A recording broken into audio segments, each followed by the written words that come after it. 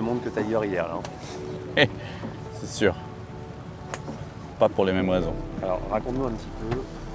Scotty Scheffler est arrivé environ 30 minutes avant son départ. Un peu pressé du coup, il faut s'organiser autrement. Exactement. Ce qu'il faut, c'est mettre son corps en action le plus rapidement possible. C'est-à-dire de faire en sorte que le corps soit prêt à swinguer. Surtout qu'aujourd'hui, il fait humide, il fait froid. Donc l'objectif, c'est vraiment qu'il soit chaud. C'est tendu quand même, hein, malgré tout ce qui est arrivé. Détendu, je suis pas sûr que ça soit le mot non plus. Souriant en tout cas. Ouais. Détaché. Ouais. En tout cas, oui, sa priorité, c'est d'accélérer. Tout ce qu'il a l'habitude de faire, il faut qu'il le fasse dans un temps beaucoup plus court. Je me répète, pour vraiment être chaud au moment du départ, il va falloir aussi qu'il aille putter. Et en ce qui concerne le putting, il va falloir qu'il accélère là aussi. Principalement qu'il ait la vitesse des greens, qui ne va pas du tout être la même qu'hier. Il pleut, il a plu cette nuit, il pleut depuis ce matin, les greens vont être beaucoup plus lents.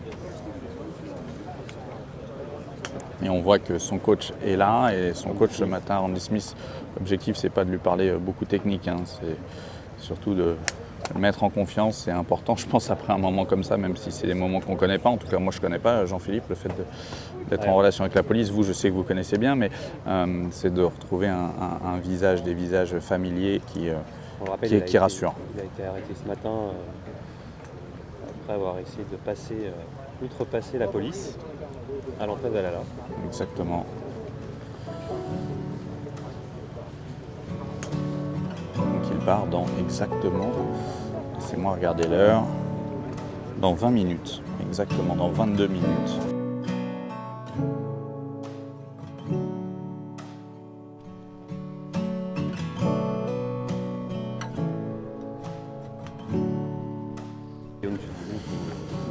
Retrouver des sensations?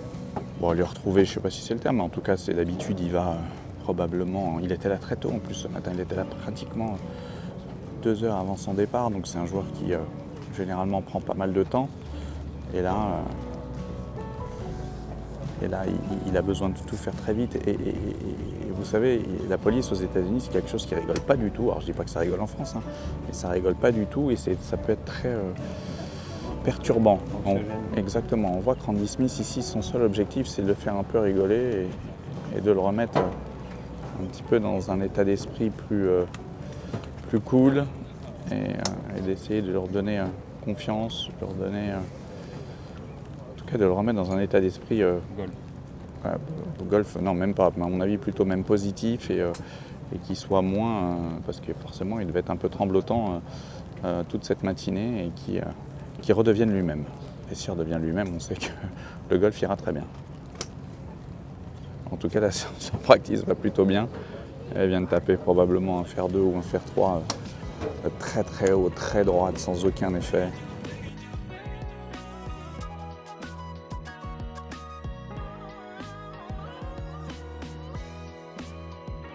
On le voit, hein, comme son habitude, il est très très vigilant sur son grip. Très vigilant sur le placement de ses mains, vous le voyez à l'écran.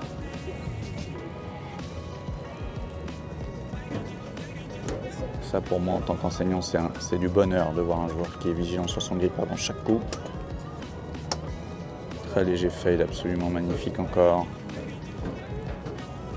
En tout cas son jeu a l'air tout va bien. On sait que de toute manière tout va bien, il n'a pas joué une fois dessus du par cette année. Donc c'est absolument hallucinant. La seule chose qui pourrait aujourd'hui l'empêcher de bien jouer, c'est absolument pas son golf. Enfin, en tout cas, sa technique, c'est beaucoup plus ce qu'il a en tête. Et c'est ce que cherche à faire toute son équipe là, c'est lui donner le sourire, de le mettre, je me répète, hein, dans une dynamique où il se retrouve, où il est moins encore avec tout ce qui lui est arrivé ce matin. D'un point de vue golf, si on revient d'un point de vue golf, vous qui nous écoutez et qui peut-être de temps en temps arrivez un peu au dernier moment au départ, en tout cas au golf, comme je le disais, il faut qu'il accélère un peu tout, il prend moins de temps entre chaque coup. Probablement il tape moins de balles avec chaque club, voyez. Exactement. Donc il accélère ses routines, il accélère le temps entre chaque coup. Néanmoins, il fait attention à son grip à chaque fois. Et il tape moins de balles avec chaque club. Parce qu'il faut absolument, je me répète, qu'il aille putter. Ce ne sont pas les mêmes conditions qu'hier. beaucoup plus humide, les greens vont être plus lents. Et il faut absolument qu'il ait ce qu'on appelle, il faut qu'il ait la bonne vitesse au niveau des greens. Coup de bois 3 absolument parfaite, très léger fade, comme à son habitude, avec très peu de release, très peu de passage de main à l'impact. On le voit souffler entre chaque coup quand même. On le répète, c'est quelqu'un qui est très proche de la religion, qui essaie de toujours faire bien les choses. Je pense qu'il s'en veut aussi probablement d'avoir essayé de forcer alors c'est pas un barrage, c'était pas un barrage de police, c'était juste les personnes. Oui, c'était surtout les gens qui étaient à l'entrée du golf, qui font la sécurité. Il a essayé d'aller un peu plus vite que ce qu'il aurait dû et les choses se sont un peu envenimées. Donc je pense qu'il s'en veut aussi, parce que c'est pas son habitude de faire ce genre de choses, et que tout ça, ça tourne. Et là, on va voir à quel point il va réussir à gérer ça aujourd'hui.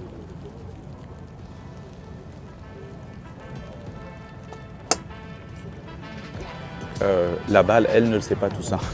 La balle, la seule chose qu'elle connaît, c'est l'impact entre le club et elle. Et je peux vous dire qu'elle est toute droite.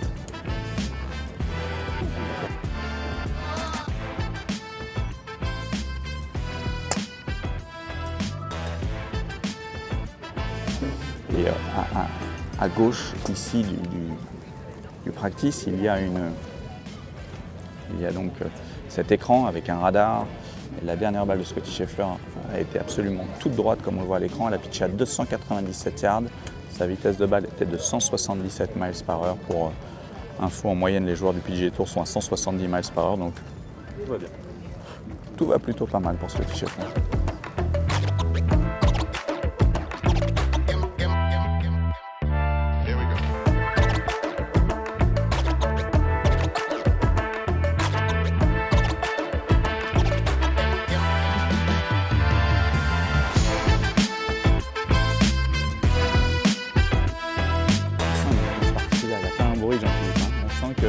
Quelque chose, toutes les télés sont là.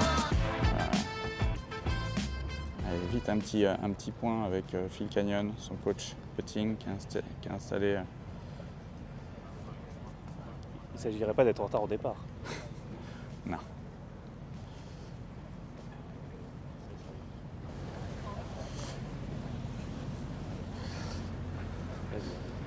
Et on a voulu il a été faire une sortie de bunker, on a voulu le filmer dans la sortie de bunker, on n'a même pas pu.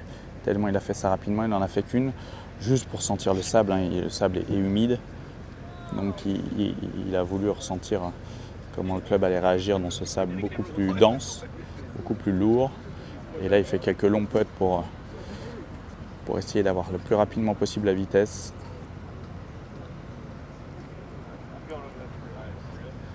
Parce que je pense qu'il va éviter d'arriver en retard au départ, et son départ est dans 8 minutes. Pour ceux qui nous écoutent, généralement, il faut être sur le départ au moins 5 minutes avant. Au moins 5 minutes avant.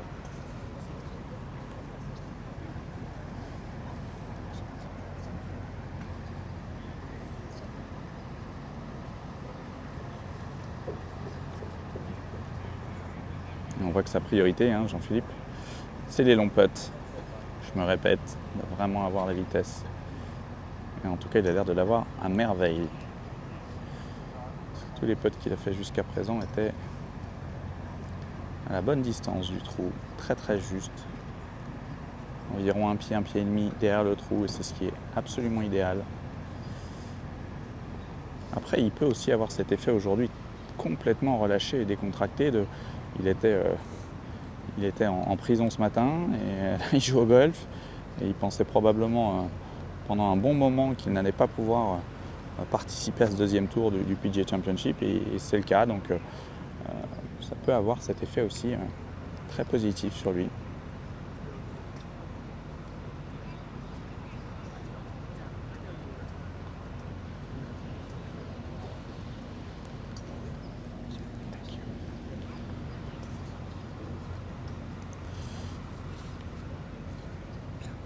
Je me répète, ce qui est hallucinant, c'est qu'il n'y a pas un bruit. Tout le monde a les yeux rivés sur Scottie Scheffler, qui une fois de plus, on le dit, accélère sa routine. On voit qu'il même, il bouge très vite, il va vite d'un putt à l'autre pour pouvoir en faire le plus possible. Et il n'y a pas un bruit autour de lui, tout le monde l'observe. Incroyable histoire qui, on va voir, va le perturber ou pas.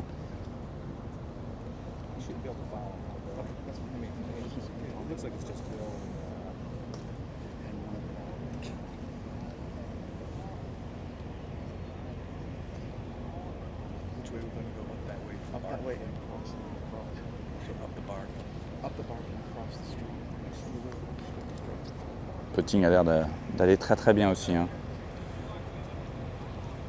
Tout va bien, tout le monde l'encourage.